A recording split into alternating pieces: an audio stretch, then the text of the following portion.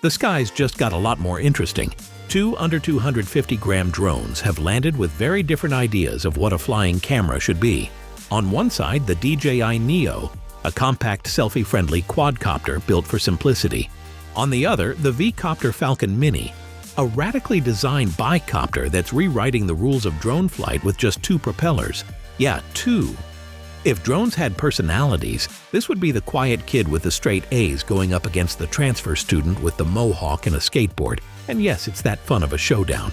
But before diving into that, if you want to keep up with the latest in drone tech, make sure to hit that subscribe button.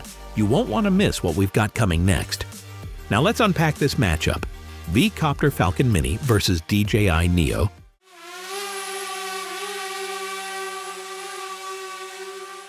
Most drones, especially at the consumer level, have stuck to the quadcopter format: 4 propellers, balanced, safe, and predictable. DJI has perfected this approach, and the Neo is a great example of that philosophy distilled to its purest form. It's the drone equivalent of a point-and-shoot camera, small, approachable, and made for social sharing, not cinema.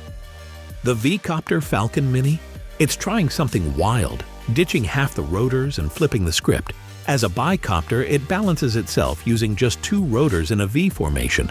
That's not just a novelty. It completely changes how the drone flies, maneuvers, and accelerates. And 00 Robotics is confident that it's not just viable, it's better. This kind of design isn't entirely new.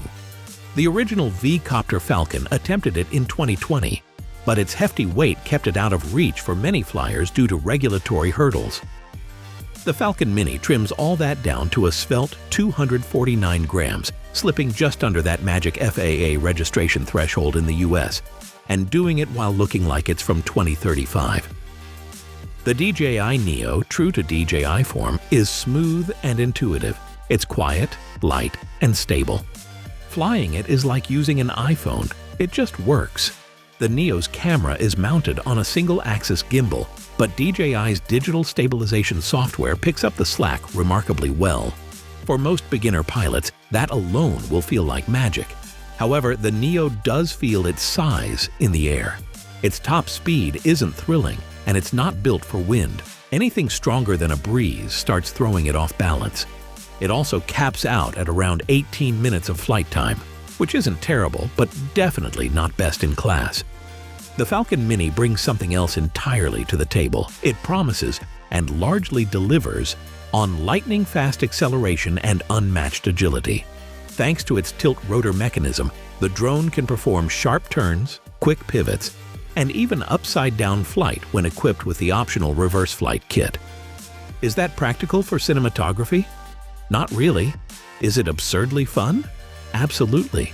Its 34-minute advertised flight time is one of the most impressive in the ultralight category, and real-world tests seem to support that claim. It's also whisper quiet and, interestingly, more efficient in power use due to the lower drag and optimized airflow. However, there's no obstacle avoidance system, which means agility has to be paired with caution. Both drones claim to shoot 4K 30, and technically they do. But 4K is just a number.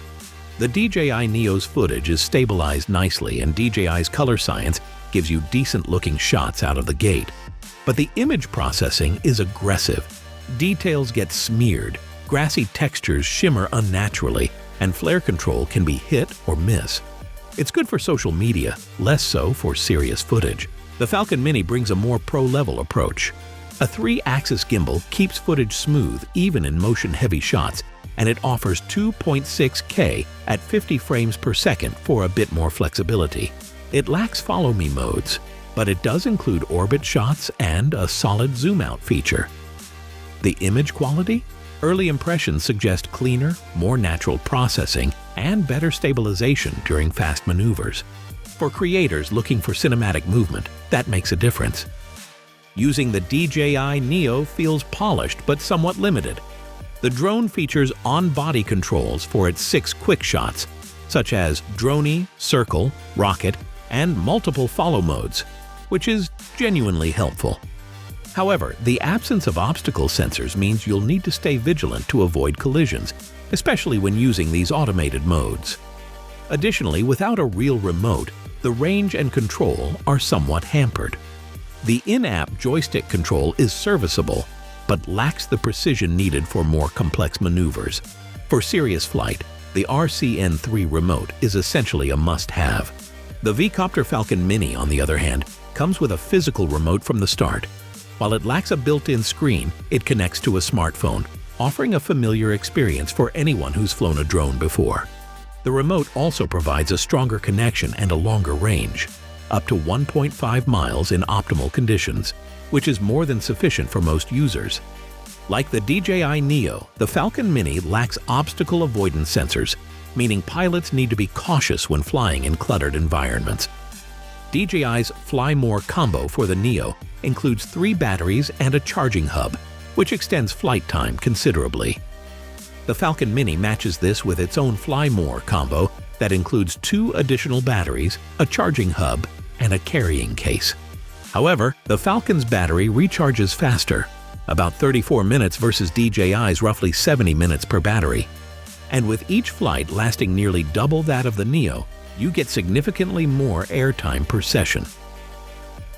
For pricing, both drones land in a tempting zone for beginners. The DJI Neo starts at $199 for the drone alone, while adding the Fly More combo takes it up to $289. 00 Robotics launched the Falcon Mini at $249 as an early bird price on Indiegogo, with a standard retail tag of $399. A Fly More combo is also available with extra batteries and a carrying case. The DJI Neo is perfect for anyone who just wants a simple, safe drone experience. It's beginner-friendly to the core, has enough features to stay interesting, and keeps the learning curve low. Think of it as a fun toy with some real capability, especially if you're just dipping your toes into drone flight. The Falcon Mini, however, is for those who want something different. It's more experimental, more agile, more advanced in its mechanics, and yes, more demanding of the pilot. It rewards a little bit of experience with a lot more range, more cinematic possibilities, and actual excitement in flight. So here's the take. DJI plays it safe with the Neo and wins in terms of accessibility, ease of use, and reliability. It's a drone that's easy to recommend to someone who's never flown before or who just wants to share cool aerial moments on Instagram or TikTok. But if innovation excites, if the idea of flipping a drone upside down mid-flight or pulling off sharp aerial stunts makes your heart race, the Falcon Mini is in a league of its own. It's not perfect, and it's not for everyone, but it dares to challenge what a drone can be. And that's something rare in a space dominated by safe bets. And if you're still not sure which one to choose, don't forget to hit subscribe. We'll have more drone reviews, comparisons, and tips coming your way soon.